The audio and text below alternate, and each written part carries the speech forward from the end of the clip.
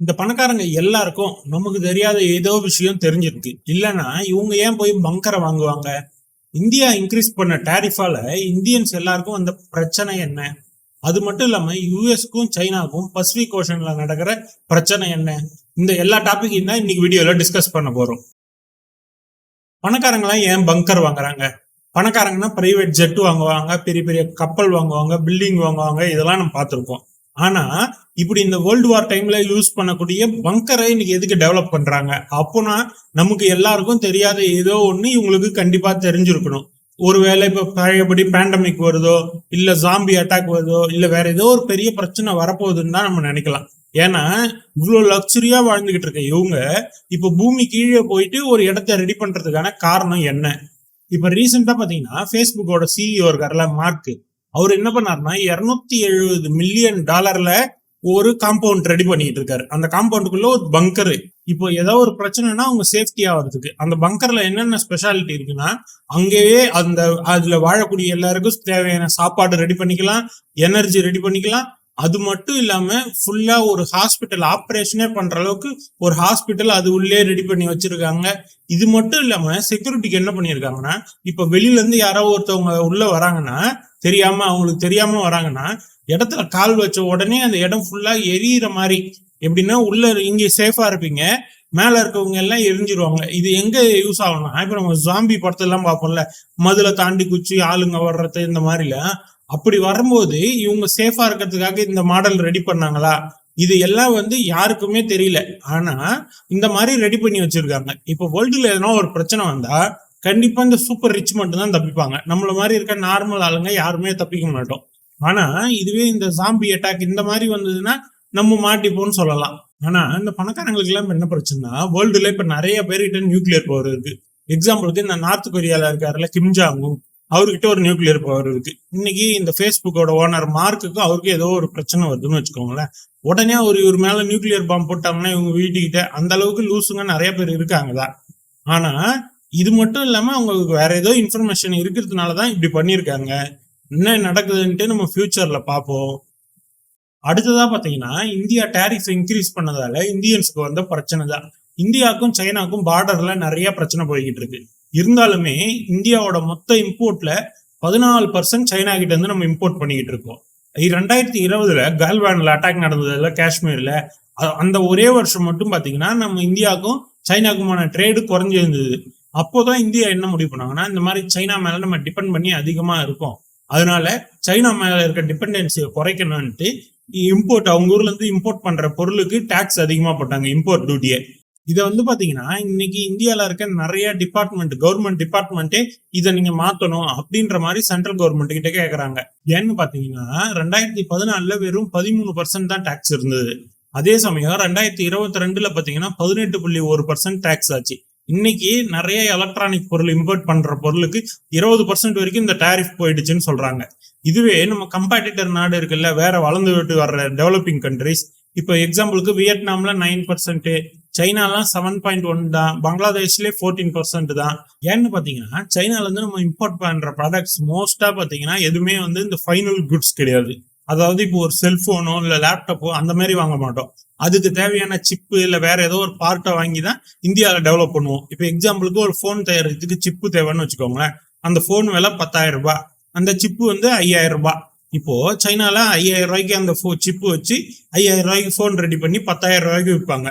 நம்ம அதே சிப்பை சைனால இருந்து வாங்கி நம்ம வாங்கும் போது இந்த இம்போர்ட் டாரிஃப் அதிகமா இருக்குல்ல இந்தியால, அப்ப என்ன 7,000 ரூபாய் வருதுன்னு வச்சுக்கோங்களேன். நம்ம அதை தயாரிச்சு போனா தயாரிச்சு வைக்கும் போது 12,000 ரூபாய்க்கு விற்போம். இப்போ வெளிநாட்டுல இருந்து ஒருத்தர் வாங்க வராருன்னா அவர் 12,000 ரூபாய்க்கு கிடைக்கிற போன் வாங்க வரா, 10,000 ரூபாய்க்கு கிடைக்கிற போன் வாங்க வரா, ரெண்டும் ஒரே குவாலிட்டியில இருக்கும்போது.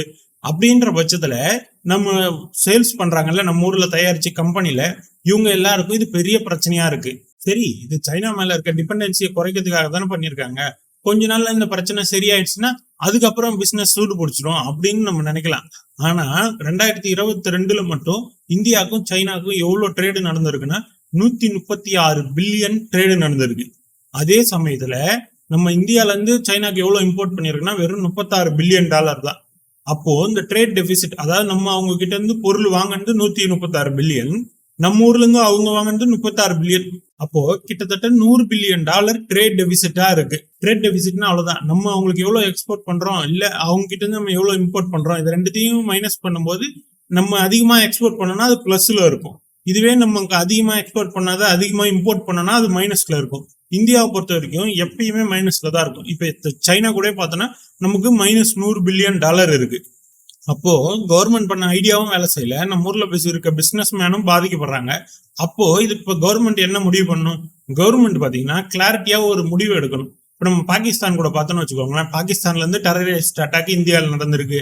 இந்தியால இருந்து சர்ஜிக்கல் ஸ்ட்ரைக் போயிட்டு பாகிஸ்தான்ல பண்ணிருக்காங்க நம்ம ராணுவம். ஆனா எந்த டைம்லயுமே சரிதான், பாகிஸ்தான்ல இருந்து இப்ப வெங்காயம் பொட்டேட்டோ எல்லாம் நமக்கு வருதுன்னு வச்சுக்கோங்களேன், இந்த ட்ரேடு விஷயத்துல பிரச்சனை இருக்காது. பாகிஸ்தான் கூட இந்தியாவோட ஸ்டாண்ட் என்னன்னா, நம்ம பிசினஸ் வச்சு டெரரை கண்ட்ரோல் பண்ண முடியாது அப்படின்றது தான். ஆனா அதே சைனா கூட வரும்போது நமக்கு அவங்களுக்கும் பார்டர்ல பிரச்சனை, அதனால நம்ம ட்ரேட் வச்சுக்க மாட்டோம் அப்படின்னு இப்ப டாக்ஸ் ஏத்திருக்காங்கல்ல. இது மாதிரி இல்லாம பாகிஸ்தான் கூட எடுத்த மாதிரியே ஒரு முடிவு எடுக்கணும்.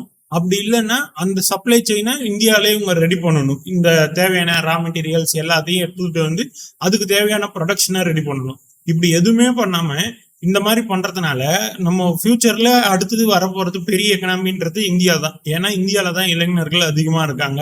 அது இல்லாத வளர்ந்து வர்ற ஜென்ரேஷனும் இந்தியால தான் சின்ன பசங்களும் அதிகமா இருக்காங்க. இப்போ கவர்மெண்ட் ஒரு கரெக்டான முடிவு எடுக்கலன்னா இது என்ன ஆகும்னா, ஃபியூச்சர்ல நமக்கு சைனாவுக்குமான ரிலேஷன் பெருசாகிறது மட்டும் இல்லாம நம்ம டெவலப்மெண்ட்டும் ஸ்லோ ஆயிடும். அடுத்ததா பாத்தீங்கன்னா சைனாக்கும் யூஎஸ்க்கும் பசிபிக் ஓஷன்ல நடக்கிற பிரச்சனை தான்.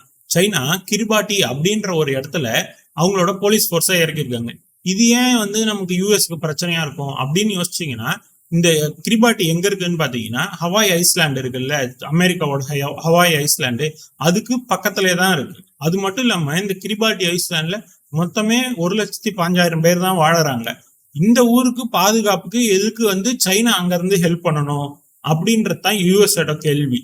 இதுக்கு யூஎஸ் என்ன சொல்றாங்கன்னா, சைனால இருந்து போலீஸ் போர்ஸை இறக்கி பசிபிக்ல இருக்க எந்த ஒரு குட்டி ஐஸ்லாண்டும் அவங்கள காப்பாத்திக்கவோ இல்ல அவங்க போர்ஸை நிறுத்திடவோ முடியாது. இது வெறும் ரீஜியனலா பக்கத்து ஏரியால இருக்க எல்லா நாட்டுக்கூட தான் பிரச்சனையை அதிகமாக்கும் அப்படின்ற மாதிரி சொல்லியிருக்காங்க. இந்த பிரச்சனை இப்போதான் ஸ்டார்ட் ஆச்சான்னு கேட்டீங்கன்னா இல்ல. 2021 சைனாவும் கிரிபாட்டி ஐஸ்லாண்டும் ஒரு டீல் சைன் பண்றாங்க. அதுல என்ன சொல்றாங்கன்னா, இந்த மாதிரி எங்க ஊர் செக்யூரிட்டி போர்ஸை உங்க இடத்துல இறங்கிடும், அதுக்கு பதிலா உங்களுக்கு இந்த ஏர் ஸ்ட்ரிப்பை நாங்க ரெடி பண்ணி தரோம். இப்போ இது என்னன்னா 2 பேருக்கும், சைனாக்கும் ஒரு லாபம், கிரிபாட்டி ஐஸ்லாண்டுக்கும் ஒரு லாபம் இப்படின்ற மாதிரி பேசுறாங்க. உடனே அமெரிக்கா என்ன சொல்றாங்கன்னா, நான் உங்க ஊர்ல ஒரு எம்பசி ரெடி பண்றேன், அது மட்டும் இல்லாம இவ்வளவு காசும் கவர்மெண்ட்டுக்கு கொடுத்து ஹெல்ப் பண்றேன் அப்படின்ற மாதிரி சொல்றாங்க. இதனால பாத்தீங்கன்னா இந்த கிரிபாட்டி ஐஸ்லாண்ட்ல இருக்கவங்க அமெரிக்கா சைடு போயிடுறாங்க. ஆனா அமெரிக்கால என்ன பிரச்சனைனா, அமெரிக்கா இப்ப ஜோ பைடன் இந்த மாதிரி ஒரு அறிக்கை விட்டுட்டாருன்னா அவர் அதை நினைச்சதும் பாஸ் பண்ணிட முடியாது. அவர் போயிட்டு அங்க இருக்க கவர்மெண்ட்ல பார்லிமெண்ட்ல பேசி அதுக்கு ஒரு லா பாஸ் பண்ணணும். அதுக்கு பாத்தீங்கன்னா அமெரிக்கால இருக்க காங்கிரஸ்மேன் யாருமே ஒத்துக்க மாட்டாங்க. இப்போ அதனால என்ன பிரச்சனைனா, இந்த பசிபிக் ஓஷன்ல இருக்க நிறைய ஏரியால இவங்க இதே மாதிரி அமெரிக்கா நாங்க ஹெல்ப் பண்றோம் அப்படின்னு சொல்லியிருக்காங்க.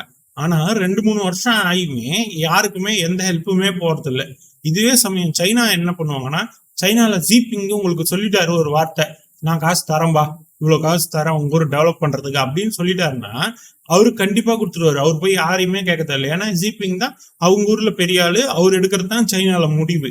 இதனாலதான் பாத்தீங்கன்னா இந்த பசிபிக் ஓஷன்ல இருக்க நிறைய ஐஸ்லாண்ட்ஸ் என்ன பண்றாங்கன்னா எல்லாரும் சைனா பக்கம் போக ஆரம்பிச்சிட்டாங்க. இதனால யூஎஸ்க்கு என்ன பிரச்சனைனா, இந்த பசிபிக் ஓஷன் ஃபுல்லாவே இப்ப இவங்க சப்போர்ட்டுக்கு ஒரு ஆள் போட்டு வந்தாங்கன்னு வச்சுக்கோங்களேன், இந்த இடத்துல ஃபர்ஸ்ட் போலீஸ் போர்ஸ் இறக்குனாங்களா, அடுத்தது ஒரு பேஸ் ரெடி பண்ணுவாங்க, மிலிட்டரி பேஸ்.